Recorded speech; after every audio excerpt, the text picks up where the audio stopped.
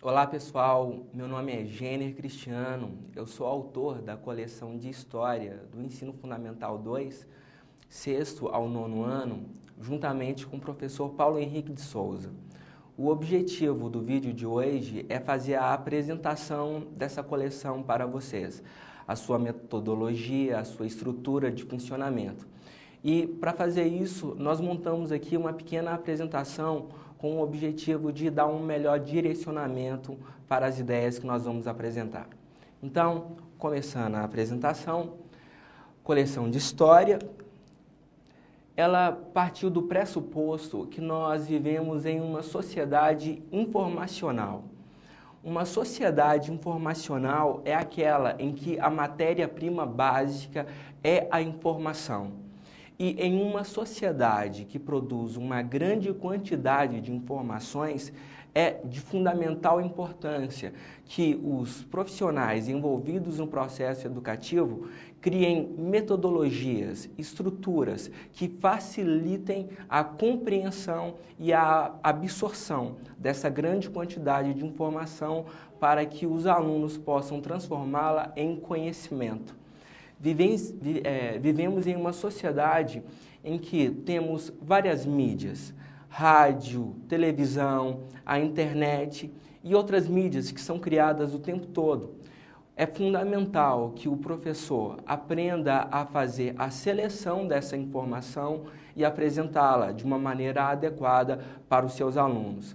Principalmente porque temos a seguinte característica: nós temos alunos que manipulam várias mídias o tempo todo, a todo momento, e eles vivem em uma situação de atenção parcial contínua.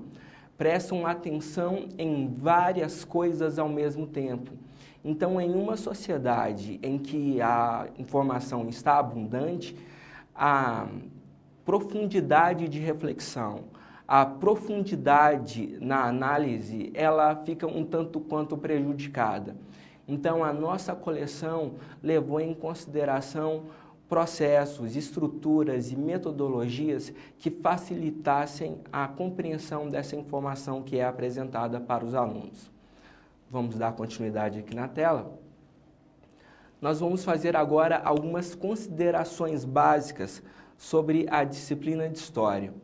Bom, antes de mais nada, a disciplina de História, ela faz parte de uma grande área do conhecimento, que é a área de Ciências Humanas, mantendo um diálogo intenso com as disciplinas de Sociologia, Filosofia e Geografia. A História, especificamente, ela tem como objetivo analisar e estudar as sociedades humanas no tempo. Inclusive, costumo falar muito para os meus alunos, se eles não gostam de história, eles têm duas opções. Ou eles acabam com a sociedade humana, com a raça humana, inclusive com eles próprios, ou eles acabam com o tempo. Porque esses são dois objetos fundamentais que possibilitam o desenvolvimento da disciplina de História. Você precisa do sujeito histórico e a sua ação ao longo do tempo, ao longo da história da humanidade, e daqui a pouco nós vamos falar especificamente da temporalidade histórica, que precisa ser analisada com bastante atenção. Outra característica da disciplina de História é a necessidade de fontes para que o conhecimento histórico seja produzido. Então, por onde quer que tenha existido grupos humanos, esses grupos humanos acabam deixando rastros. Esses rastros são informações. Essas informações, elas são coletadas através das fontes históricas, que também têm naturezas diversas, e nós vamos falar disso daqui a pouco. Outro ponto importante, a disciplina de História, ela não trabalha com previsões. A disciplina de História trabalha apenas com os fatos que já aconteceram, com os fatos que já são de conhecimento.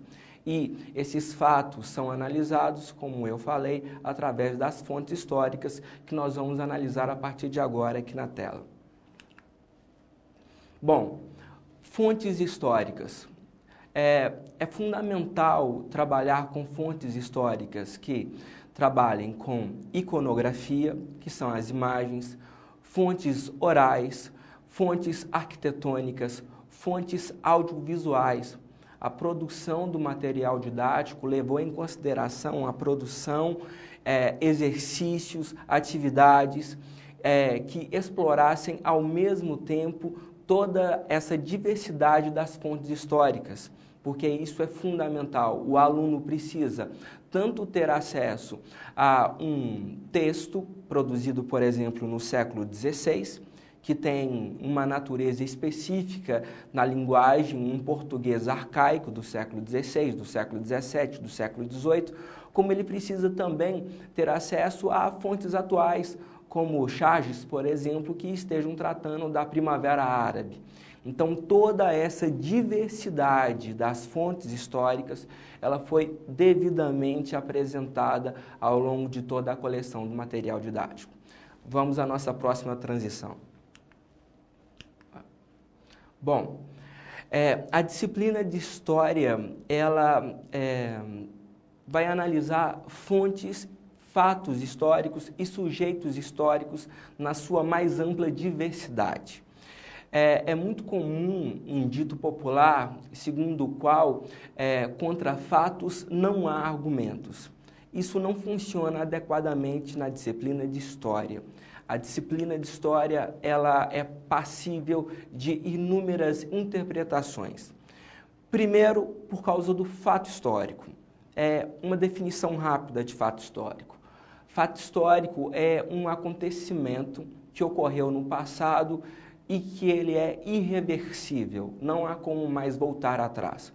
Um exemplo de um fato histórico as bombas atômicas lançadas na cidade de Hiroshima e Nagasaki pelos Estados Unidos durante a Segunda Guerra Mundial. Esse fato é irreversível, ele já aconteceu, ele não volta mais. O que muda é a interpretação a respeito desse fato histórico. Cometi um pequeno erro. O que muda é a interpretação a respeito desse fato histórico.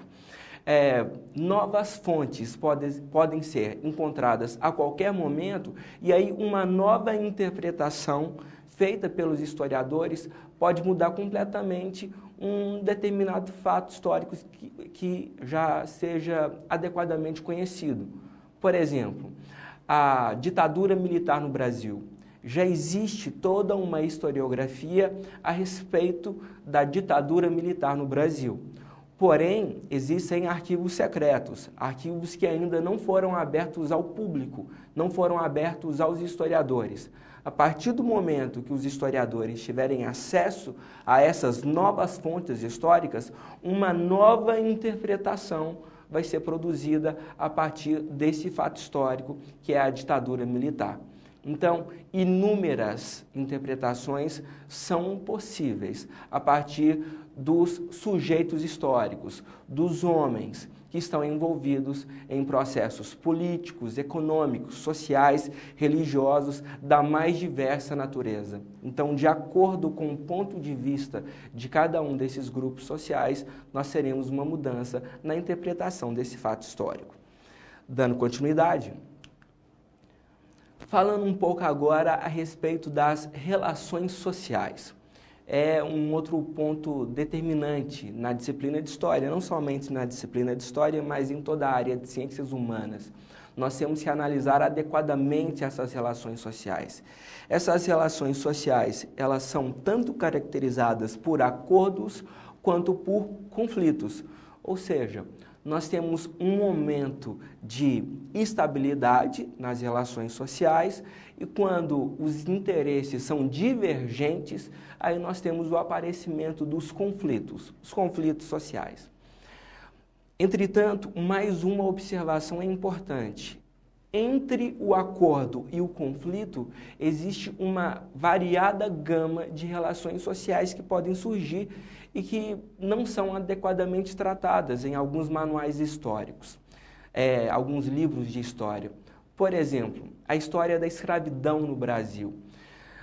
Houve no século XVII e no século XVIII escravos que foram buscar a sua liberdade na justiça. Entraram na justiça contra os seus senhores, contra os seus proprietários, para conseguirem a liberdade. Essa é uma forma completamente diferente de se buscar a liberdade, porque até então o que é muito enfocado é o escravo que assassina o seu proprietário, foge para o quilombo e lá no quilombo ele vai conquistar essa liberdade por meio da violência. Nem sempre isso aconteceu. Um escravo que escolhe a justiça para ter acesso à sua liberdade, isso demonstra para nós uma forma completamente diferente de obtenção da liberdade. A liberdade não foi obtida pela vontade do seu senhor, ao conceder uma carta de alforria, o que seria um acordo, por exemplo, e nem foi obtido de forma conflituosa, um escravo fugindo para o quilombo. Então, é extremamente importante analisar essas diferenças, essas várias possibilidades de análise de um mesmo fato histórico e, sobretudo, de desenvolvimento das relações sociais. Vamos dar continuidade. Bom, vamos falar agora de uma questão um tanto quanto complexa e que gera dúvidas, principalmente nos professores que trabalham com a educação infantil e com as séries finais do ensino fundamental, que é o tempo histórico. Uma vez que o tempo histórico ele tem uma característica muito abstrata. Vamos fazer aqui algumas considerações em relação ao tempo histórico. Bom, o tempo é, antes de mais nada, uma criação cultural. O tempo ele não é encontrado na natureza como nós podemos encontrar determinados outros aspectos. O tempo é uma criação humana, é uma criação cultural e ele é extremamente abstrato. E para complicar ainda mais a sua compreensão, o tempo ele é analisado, compreendido e vivenciado de maneiras diferenciadas por vários povos históricos. Por exemplo, eu separei aqui para vocês 3 calendários de 3 sociedades que analisam e compreendem de forma diferente o tempo. Nós temos aqui um calendário, 3 calendários das 3 maiores religiões monoteístas do planeta. Nós temos aqui o calendário hebraico, calendário judeu, calendário cristão, também chamado de calendário gregoriano, e o calendário muçulmano. Nós podemos ver que cada sociedade está vivendo um tempo diferente. Vamos levar em consideração aqui o calendário cristão. De acordo com o calendário cristão, nós estamos nesse exato momento no ano de 2013. Já no calendário hebraico, estamos no ano de 5.773, ao passo que no calendário muçulmano, estamos ainda no ano de 1434. Ou seja, cada sociedade tem uma forma diferente de contar o tempo, de se relacionar com o tempo. E até hoje nós temos grupos humanos que não contam o tempo, eles seguiam pelo tempo da natureza. Então, essa variedade, essa multiplicidade do tempo histórico e a sua compreensão na produção do material didático, ele foi devidamente enfocado, porque como se trata de um aspecto extremamente abstrato, é necessário uma série de exercícios que vão ter o seu grau de dificuldade mais elementar, um pouco mais profunda, de acordo com a série que o aluno se encontra. No 6º e no 7º ano, por exemplo, são exercícios mais cronológicos, mais de identificação e de localização, ao passo que no 8º e no 9º ano, temporalidades históricas começam a se misturar e o aluno tem que fazer conexões, tentando compreender semelhanças e diferenças nas várias sociedades e nas temporalidades históricas que elas estão vivenciando. Mas nós temos aqui várias outras observações a serem feitas a respeito desse tempo histórico. Vamos a elas. Bom, nós temos várias temporalidades históricas. O tempo histórico, ele tem a sua compreensão dificultada porque é algo que muda o tempo todo, não é um objeto de fácil compreensão. Um físico, um químico, um biólogo, por exemplo, ele pode pegar determinadas situações que são desenvolvidas no livro didático e trabalhar em um laboratório para tentar demonstrar para os alunos como determinados aspectos físicos, químicos ou biológicos acontecem. Na disciplina de História isso não é possível. Não é possível colocar em uma situação de laboratório um determinado conflito social, uma determinada revolução. E junte-se a isso o tempo histórico, que muda o tempo todo. Por isso a sua compreensão é tão difícil.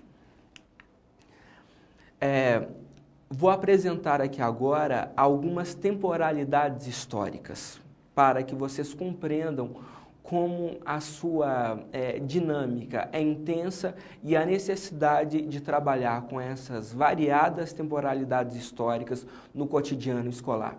Começando aqui pela continuidade e pela descontinuidade.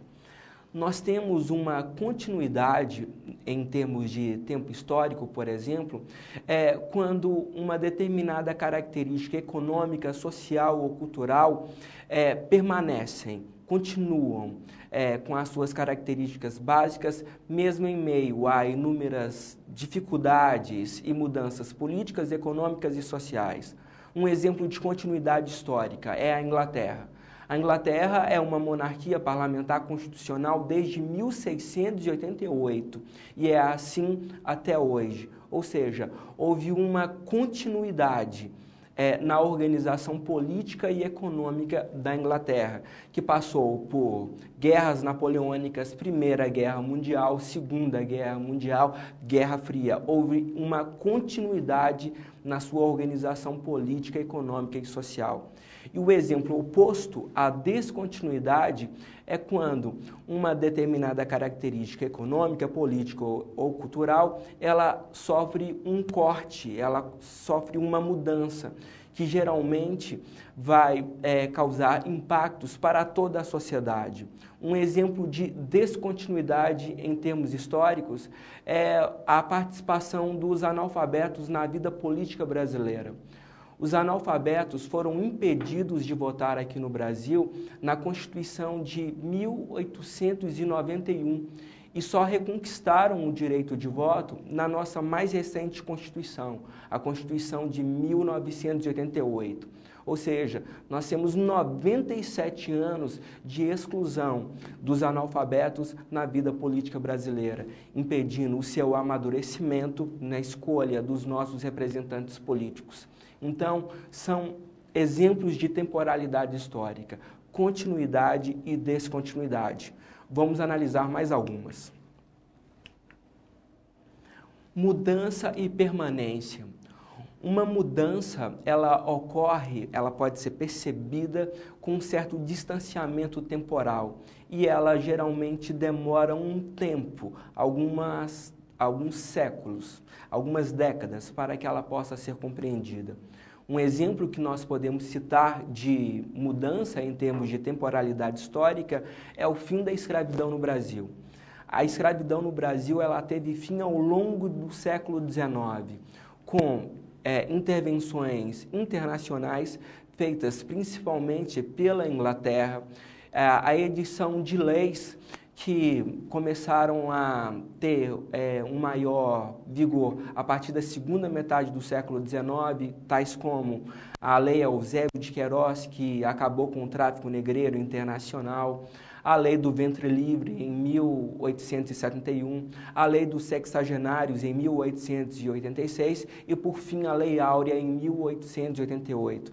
Então, nós tivemos que esperar todo o decorrer do século XIX para que pudéssemos compreender esse processo de mudança, que foi o fim da escravidão no Brasil. E, juntamente com a mudança, nós temos também a permanência em termos de temporalidade histórica. Continuando no caso da escravidão, hoje nós podemos ver nos jornais e na grande mídia pessoas que estão sendo libertadas porque estavam em condições de trabalho semelhantes à escravidão. Isso é uma permanência cultural da escravidão na nossa sociedade. Ela não existe mais. Não existe qualquer lei que legitime a prática da escravidão. Porém, existem permanências culturais e até hoje nós temos no país pessoas vivendo em condições de trabalho semelhante ao que existia no século XVIII, no século XIX, quando ainda vigorava a escravidão no Brasil. E é importante salientar que essas temporalidades históricas, elas não ocorrem de forma separada, elas ocorrem simultaneamente, ao mesmo tempo, dificultando a apreensão por parte do aluno. Daí o papel importante do professor, principalmente o professor da educação infantil, apresentando essas variadas temporalidades históricas para que o aluno possa perceber semelhanças, diferenças e analisar a mudança que está ocorrendo na sociedade do passado, para que ele compreenda a sociedade que ele vive nesse momento. Vamos dar continuidade. Outra temporalidade histórica é a ruptura. Nós falamos em ruptura quando a mudança política, econômica, social, quando ela é extremamente rápida, quando ela é muito brusca, quando ela é violenta, quando ela praticamente vira a sociedade ao avesso. Um exemplo de ruptura em termos de temporalidade histórica é a Revolução Francesa. A Revolução Francesa derrubou as principais monarquias absolutistas que existiam, não somente na França, mas também as monarquias absolutistas que existiam no continente europeu. Napoleão Bonaparte deu continuidade à Revolução Francesa e no processo de conquista da Europa, da formação do Império Napoleônico, as mais importantes monarquias absolutistas foram derrubadas, alterando completamente a organização social da França e de todo o continente europeu. E não é só isso. A Revolução Francesa é também uma ruptura porque ela acabou tendo influências na vida da América Espanhola e da América Portuguesa. Quando Napoleão invade a Europa e invadiu inclusive Portugal e Espanha, isso desencadeou os processos de independência aqui na América. Então, a independência da América Espanhola e também a independência da América Portuguesa estão diretamente relacionados a esse fato histórico que é a Revolução Francesa, que gerou mudanças intensas, mudanças violentas, mudanças bruscas, não somente no continente europeu, mas houve também repercussões aqui na América. Vamos dar prosseguimento. Outra temporalidade histórica que deve ser trabalhada junto aos alunos, e nós tomamos os devidos cuidados para que isso acontecesse na produção do material didático, é a sincronia. Quando acontecimentos históricos, fatos históricos estão acontecendo em um mesmo período ou então em contextos muito próximos uns dos outros, nós chamamos isso de sincronia. Voltando aí ao exemplo da Revolução Francesa, nós temos um acontecimento, um fato histórico aqui no Brasil que é simultâneo com a Revolução Francesa, que é a Inconfidência Baiana. A Inconfidência Baiana, inclusive, foi influenciada por algumas ideias mais radicais dos grupos jacobinos que tiveram um papel importante em parte do processo revolucionário francês. Então, quando fatos históricos acontecem em contextos muito próximos ou então em um mesmo momento, nós dizemos que são acontecimentos sincrônicos, está ocorrendo uma sincronia. Dando continuidade,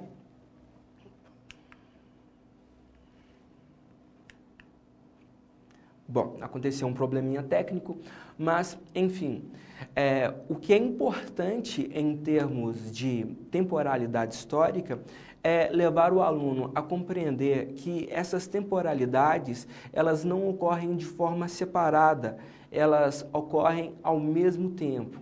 E em um nível mais básico, anos iniciais do ensino fundamental e anos finais do ensino fundamental também, é importante mostrar de maneira gradativa essas temporalidades históricas, apresentando exercícios com um grau de profundidade adequada para o desenvolvimento cognitivo desses alunos, desses jovens que estão junto à nossa companhia e utilizando o nosso material didático.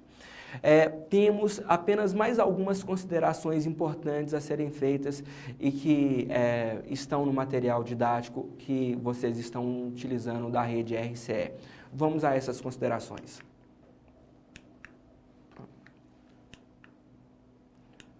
Bom, houve uma intenção muito clara de estabelecer um diálogo do material impresso que vocês estão utilizando nesse momento com as novas mídias, com as novas tecnologias. Bom, hoje não é possível trabalhar apenas com as mídias tradicionais, com a mídia impressa principalmente, mesmo porque o livro impresso ele tem um limite de páginas e não é possível trabalhar ali com todo o conteúdo, com todas as habilidades, com todos os exercícios. É importante estabelecer um diálogo com as outras mídias e nós fizemos isso.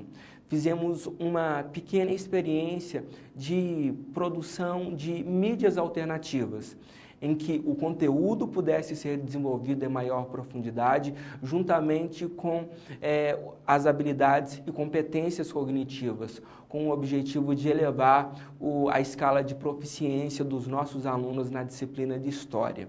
Então, vou apresentar aqui o exercício que foi proposto junto com o livro impresso, remetendo para outras mídias. Nós fizemos uma tentativa de produzir uma aula transmediática, um livro transmediático. Primeiro, apresentando o conceito de transmídia. Vamos acompanhar aqui. Bom, uma narrativa transmediática, ela vai acontecer explorando as mais variadas mídias, seja uma revistinha em quadrinho, seja uma charge, um vídeo, uma música, uma produção cinematográfica de Hollywood, seja lá o que for. O importante é explorar o que cada uma dessas mídias tem de mais importante. Cada mídia permite que uma determinada linguagem seja explorada com maior riqueza de detalhes, para apresentar um conteúdo, uma ideia, um determinado conceito. E é fundamental também que as várias mídias utilizadas no processo educativo ou na sua prática de ensino, é fundamental que elas não sejam redundantes, é fundamental que não haja repetição. É importante que novos elementos, novos conteúdos, novos exercícios, novas habilidades cognitivas sejam apresentadas em cada uma dessas novas mídias, em cada um desses novos materiais, para que o aluno possa ter uma experiência de aprofundamento, uma experiência de imersão, junto com esses novos conteúdos que vão ser desenvolvidos. É por isso que, em vários momentos da produção didática, nós temos textos que não estão no livro impresso, mas são remetidos ao portal educativo da rede RCE, junto com outros exercícios. Então, é fundamental que vocês, professores, façam a utilização conjunta, tanto do material didático impresso, quanto com essas novas mídias. Porque isso é devidamente explorado e cobrado nos exames vestibulares e, falando do principal deles, o Enem.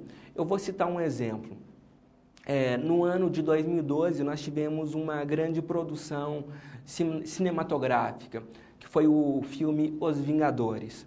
E no ano passado, no ano de 2012, o Exame Nacional do Ensino Médio explorou um determinado herói, que faz parte dos Vingadores, em uma questão da prova de Ciências Humanas, como nós vamos ver aqui agora. Essa aqui é a capa da revista número 1 do Capitão América. E vocês podem perceber que o Capitão América aparece dando um soco na cara do líder da Alemanha nazista, um soco na cara do Hitler. Essa imagem, essa iconografia, ela foi utilizada com duas intenções. A primeira intenção era cobrar o conceito de totalitarismo. E o segundo objetivo era cobrar o conteúdo de Segunda Guerra Mundial. Então, nós tivemos toda uma divulgação da mídia por parte de um grande sucesso do cinema, que foi Os Vingadores, e logo na sequência, os produtores de itens do Enem exploraram a capa da revista número 1 do Capitão América para cobrar conteúdo e também o conceito. Então, é de fundamental importância que nós tenhamos um diálogo, não somente com o conteúdo que é trabalhado no material didático impresso. É fundamental que vocês explorem adequadamente os recursos do portal da rede RCE, com o objetivo de explorar novas habilidades, novos conceitos, novos textos, novos conteúdos junto aos alunos. Caso contrário, vocês estarão desperdiçando um grande potencial do material didático que foi pensado nessa possibilidade de explorar outras mídias e, sobretudo, estabelecer uma aproximação entre os professores e os alunos, com uma linguagem tecnológica que faz parte da vida desse aluno e que ele não consegue desvincular nem mesmo dentro da sala de aula. Bom, então, assim, eu finalizo essa apresentação. Espero que determinados aspectos da estrutura política, econômica, social, os conceitos básicos que estão na produção do material didático, espero que essa apresentação tenha sido proveitosa e maiores dúvidas vocês poderão tirar junto à modalidade de ensino à distância que está sendo coordenada pela rede RCE. Muito obrigado, até o próximo encontro.